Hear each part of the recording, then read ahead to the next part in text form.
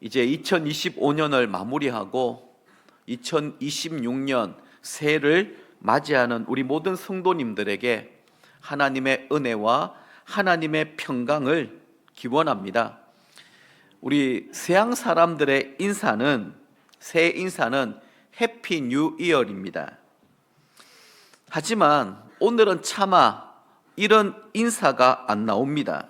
왜냐하면 새해를 맞이하는 우리 주위가 너무나 어둡고 힘든 상황이기 때문에 그렇습니다. 우리 모두에게는 올 한 해가 참 힘들고 어려운 시간이었던 것 같습니다.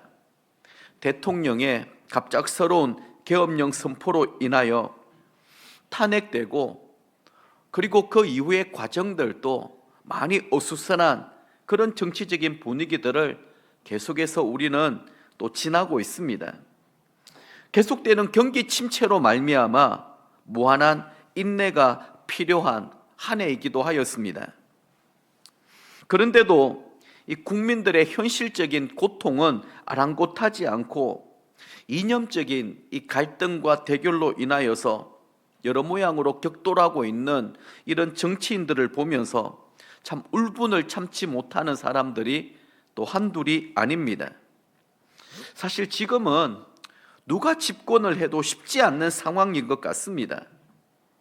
갈등과 분열, 이러한 것들이 우리 사회에 얼마나 많이 팽배했는지 모릅니다. 하나님의 나라는 평화고 평강이라고 우리는 배웠습니다.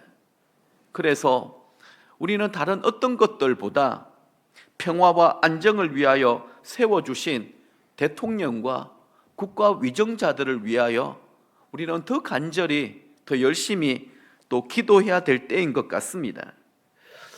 경기 침체로 당장 발등에 불이 떨어진 사람들도 많이 있습니다. 사업하시는 분들은 너무 힘들어하고, 또 중년들은 직장에서 내몰리는 또 위기 상황을 겪고 있습니다. 청년들은 취업이 안 되고 고환율, 고물가, 그리고 집값 폭등으로 인하여 너무나도 살기 힘든 그런 상황이 되어버렸습니다. 게다가 갑작스러운 이 가족들의 질병, 그리고 자녀들의 방황과 그리고 이 진로 문제로 인하여 지속적으로 고통을 겪고 있는, 아픔을 당하고 있는 우리 부모님들도 우리 주변에는 많이 있는 것 같습니다. 저는 이런 분들에게 힘내시라고 하는 인사를 진심으로 드리고 싶습니다. 여러분, 힘내십시오. 사실 또 제가 이렇게 말씀드리는 게 무슨 큰 힘과 또 위로가 되겠습니까? 그래서 오늘 저는 시편 23편 말씀으로 새해를 축하하기보다 수고하고 애를 많이 쓰셨던 우리 모두에게 하나님의 위로와 하나님의 은혜를 나누는 그런 메시지를 전하려고 합니다. 그림을 하나 보시면 르네상스 3대 화가 중에 한 명인 이 라파엘의 아카데미아, 이 철학이라고 하는 그림이 있습니다. 여러분 보시는 왼쪽이 이제 전체 그림이고 확대한 그림이 오른쪽 그림입니다. 여기를 잘 보면 스승인 플라톤은 이데아의 세계인 천상을 향하여 손을 위로 향하고 있습니다. 제자 아리스토텔레스는 현실 철학의 아버지답게 땅을 향해 손짓하고 있습니다.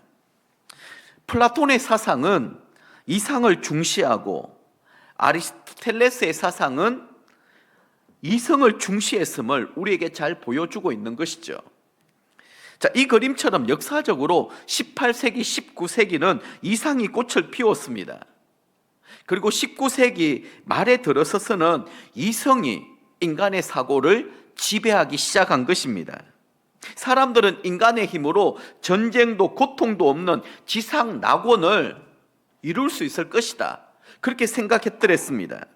하지만 우리가 잘 알다시피 20세기가 시작되자마자 1차, 2차 세계대전을 겪어오면서 이 땅의 기근, 가난, 질병, 사회 부조리가 끊어지지 않고 계속해서 일어나는 것입니다.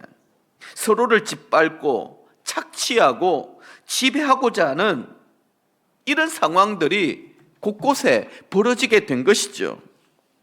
그러다 보니 사람들의 생각이 바뀌게 된 것입니다. 내일에 대한 희망보다 오늘이 더 중요하고 현실적인 삶을 관심을 두게 된 것입니다. 자, 오늘 우리가 함께 읽은 시편 23편 말씀을 보면 이 말씀이 하나님 나라에 대한 소망과 이상을 가리키는 내용인지, 아니면 우리의 현실 세계, 괴로움이 끊어지지 아니하는 고통과 아픔의 문제를 다루고 있는지 사실 잘 분간이 되지 않습니다. 하지만 오늘 본문은 우리의 눈물과 질병, 현실적인 문제를 다루고 있을 뿐만이 아니라 사망의 음침한 골짜기라고 사실 우리 인생의 죽음의 문제까지 다루고 있음을 우리는 알 수 있습니다. 그래서 다윗은 이 현실적인 아픔, 고통, 결국 이 죽음의 관문을 지나고 나면 우리는 어떤 인생이 될 것인가, 그것을 우리에게 잘 말씀해 주고 있는 것이죠. 오늘은 특별히 4절 말씀에 우리가 포커스를 맞추고 우리 각자를 향한 하나님의 위로, 하나님의 은혜, 또 하나님의 계획과 사랑을 함께 나누기를 원합니다. 4절 말씀 같이 한번 읽어보겠습니다. 내가 사망의 음침한 골짜기로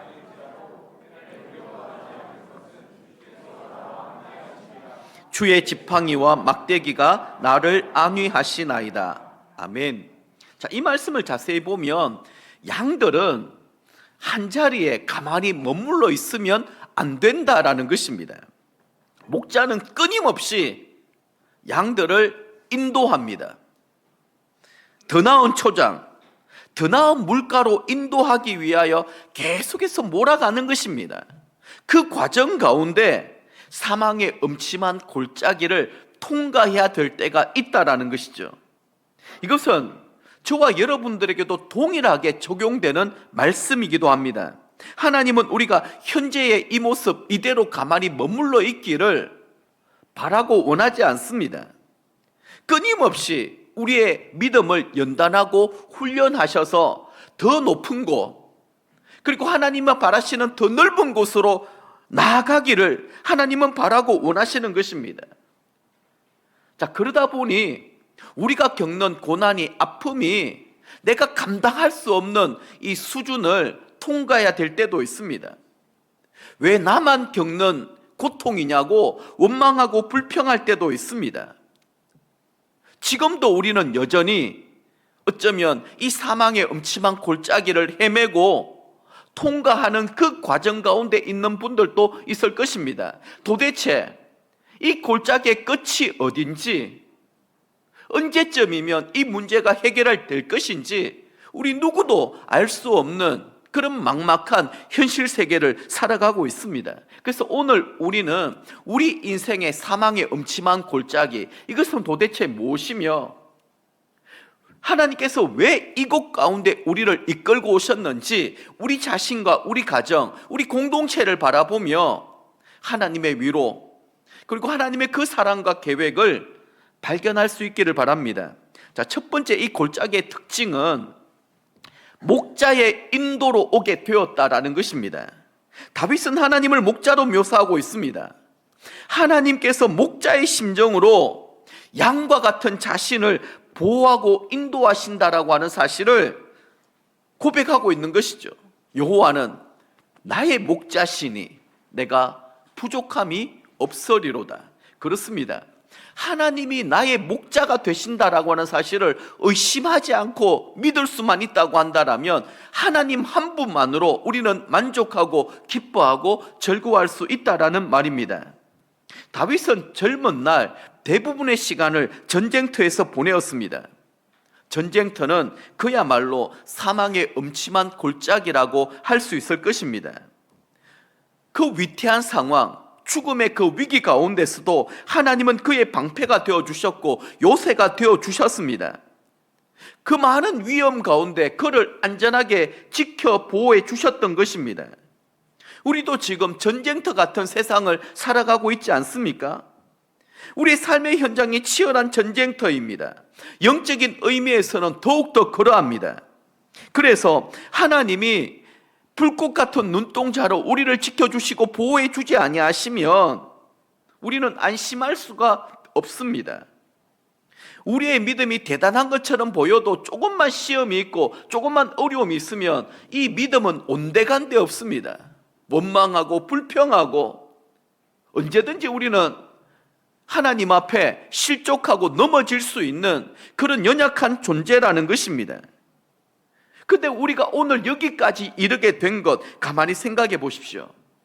목자 되시는 그 하나님의 손길에 따라서 그 하나님의 지키시고 보호하심, 인도하심 때문에 지금 이 자리에 여기에 앉아서 우리가 여전히 하나님을 찬양하고 예배하고 있는 것 아니겠습니까? 사실 양이라고 하는 이 동물은 매우 약하기 때문에 맹수들의 위협으로부터 자신을 지켜낼 그런 능력이 없는 존재입니다. 아니, 스스로 먹고 사는 것도 해결할 수 없는 존재입니다. 그래서 목자가 늘 그 뒤를 따라줘야 되고 지켜줘야 되고 보호해줘야 되고 먹을 것을 공급해 주어야지만 살 수 있는 것입니다. 그러다 보니 양에게는 목자는 절대적인 존재이고 생명 같은 존재라고 말할 수 있습니다. 그래서 다윗은 하나님을 목자로 그렇게 비유하면서 자신의 신앙을 고백하고 있는 것입니다. 때때로 우리는 이유를 알 수 없는 고난을 겪을 때가 있습니다. 아니, 내가 잘못해서 겪는 고난이라고 한다면 그렇게 억울하지 않습니다. 나름대로 나는 믿음대로 살려고 몸부림을 치고 있고 그리고 하나님만 바라고 소망하고 있는데 고난과 역경의 과정을 통과해야 될 때가 있다라는 것이죠. 그 순간까지 우리 삶의 모든 걸음은 하나님의 섭리 가운데 포함되어 있다라는 것입니다. 다시 말해서 하나님의 뜻이 있겠지, 하나님의 계획이 있겠지, 나를 더 나은 초장 그리고 또 물가로 인도하시기 위하여 이 과정을 하나님이 겪게 하시는 거구나. 그래서 우리는 어려움의 순간에는 큰 그림을 그려야 됩니다. 큰 그림을 볼 수 있어야 됩니다. 성경에도 하나님이 하시는 일들을 인간이 측량할 수도 없고 헤아릴 수 없다라고 했습니다.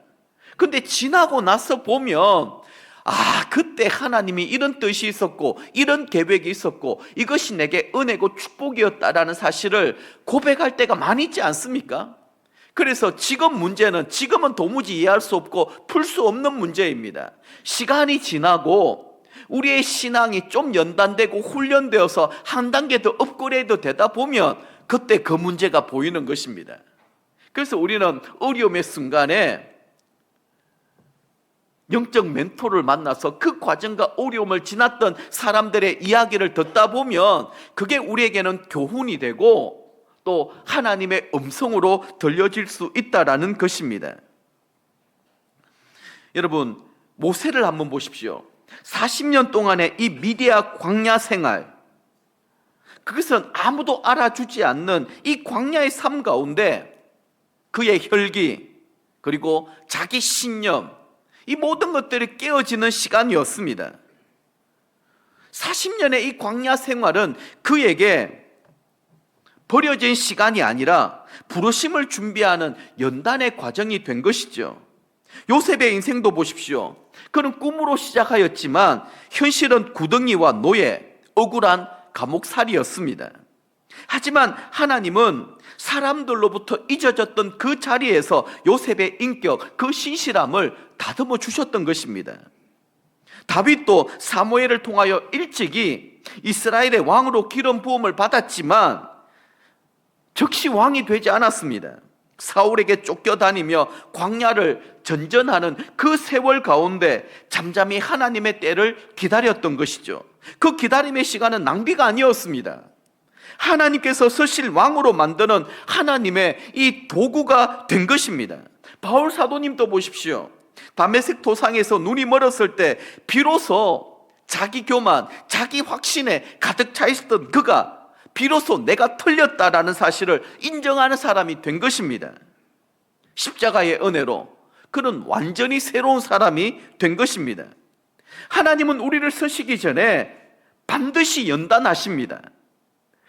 높이 들기 전에 낮추시고 빨리 쓰기보다는 깊이 빚으십니다.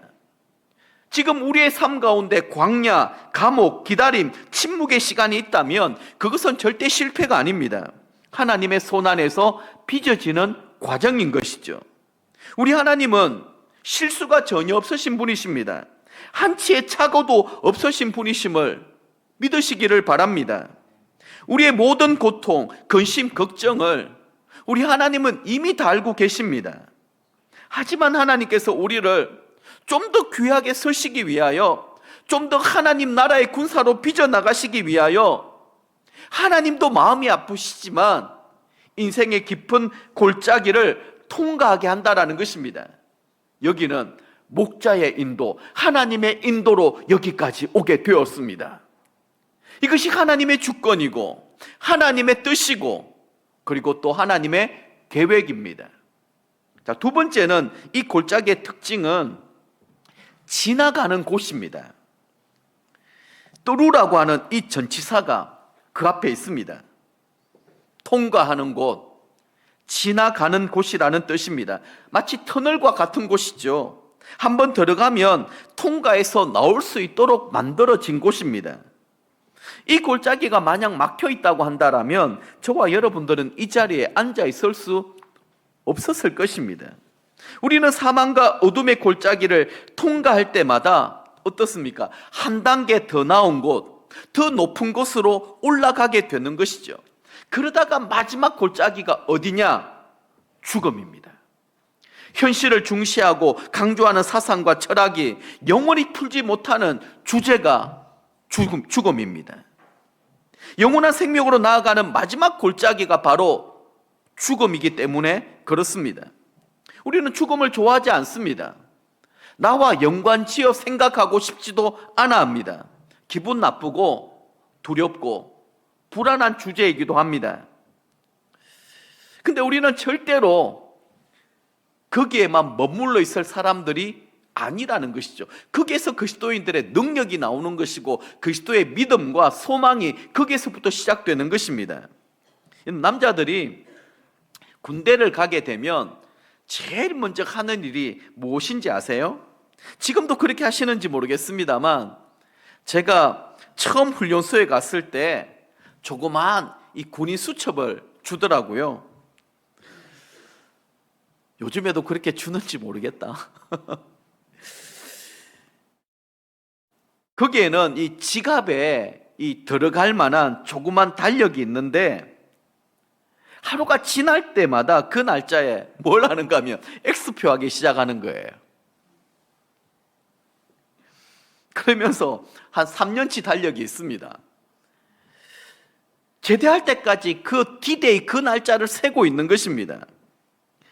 지금은 아마 그 16개월인 것으로 알고 있는데 저의 군생활 26개월을 참고 견딜 수 있었던 이유는 제대할 그날을 바라보며 참고 견디고 버티는 것입니다. 그래서 군대 용어 가운데 아주 유명한 명언이 하나 있습니다. 뭐냐 하면 그래도 국방부 시계는 돌아간다. 정말 시간이 안 갈 것 같고 죽을 것 같은 답답함, 그런 어려운 현실이 있어도 국방부 시계는 돌아간다라는 것이죠. 그 말은 무슨 말이냐? 시간이 되고 때가 되면 나는 미병서를 통과하여 자유로운 신분이 될 것이라고 하는 희망사항이 있고 그게 믿음이라는 것입니다. 우리가 어떤 사고나 질병으로 병원에 입원했을 때 한번 상상해 보십시오. 그 고통과 아픔을 참고 견딜 수 있는 이유는 무엇이겠습니까? 수술이나 치료 후에는 내가 건강한 몸으로 퇴원하여 집에 갈 수 있다라고 하는 희망이 있기 때문입니다. 그래서 잠깐의 고난, 어려움을 버티고 견디고 이겨나갈 수 있는 것이죠. 근데 여러분, 지옥문은 그렇지가 않습니다. 그곳은 한번 들어가게 되면 절대로 나오는 출입구가 없는 것입니다. 그래서 우리는 기회 있을 때마다 예수님 영접하고 예수님 잘 믿으셔야 됩니다. 할 수 있는 대로 믿지 않는 사람들에게 복음을 전거하여 예수님의 제자를 만들어 가야 합니다. 이것이 우리의 삶의 가장 중요한 우선순위, 교회가 해야 될 존재 목적이기도 한 것이죠. 자, 이스라엘 백성들에게 광야 40년은 어떤 곳이었습니까? 통과하여 지나가는 곳이었습니다. 그렇기 때문에 그들은 거기에 미련을 두거나 집착하거나 거기에 목적을 두지 않았습니다. 광야는 그야말로 나그네처럼, 순례자처럼 통과하여 지나가는 곳입니다. 그래서 우리는 믿음으로 버티고 견디고 이겨나갈 수 있는 것이죠. 민서가 이제 얼마 남지 않았지? 내가 군대 이야기를 했는데 군인이 와서 제가 군대 예화를 좀 드렸습니다. 아마 그날을 손꼽아 기다릴 것 같은데, 군대도 통과하여 지나가는 곳이에요. 그렇기 때문에 그런 믿음과 소망을 가지고 한 10년 군생활 한다고 하면 아마 민석이는 답답해서 견디지 못할 거예요. 얼마나 불행하겠습니까? 세 번째는, 자, 이 골짜기를 지날 때에 제일 중요한 것입니다. 목자가 함께 하신다라는 거예요.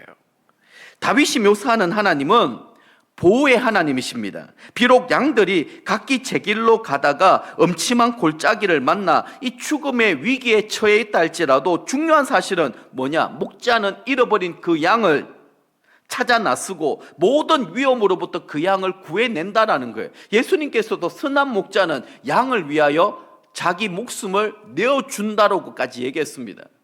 하나님은 이미 우리에게 그것을 보여주지 않았습니까? 잃어버린 양을 찾기 위하여 자신의 생명을 우리에게 주신 분이 목자 되신 하나님 아버지십니다. 그래서 목자는 평소에 오른손에는 막대기를, 왼손에는 지팡이를 늘 지니고 있었습니다. 양들을 바른 길로 인도하기 위해서는 지팡이로 방향을 제시하는 것입니다. 다른 한 손에는 양들을 덮치는 이 맹수들을 후려치기 위한 막대기를 또 쥐고 있는 것이죠. 다윗은 그의 전생애 가운데 전쟁에서 죽을 뻔한 그 모든 고비를 얼마나 많이 넘겼는지 모릅니다. 사울 왕으로부터 시기와 질투를 받아 도망자 신세를 살았을 뿐만 아니라 그의 사랑하는 아들 압살롬이 반역을 일으켰을 때에도 쫓겨다니는 삶을 살았습니다. 그 아픔과 슬픔을 어떻게 말로 표현할 수가 있겠습니까? 그런 위험천만한 상황 가운데 다윗은 하나님의 보호하심으로, 하나님의 인도하심으로 늘 푸른 초장, 쉴만한 물가로 인도해 주셨다라는 것입니다. 마찬가지죠. 이 말씀을 여러분 자신의 삶에 적용하셔야 됩니다. 내게도 사망의 엄침한 골짜기가 있다 할지라도 지금도 하나님은 나와 함께 하신다. 막대기와 지팡이로 나를 지키시고 보호하시고 나의 모든 대적들을 후려치신다라는 것입니다.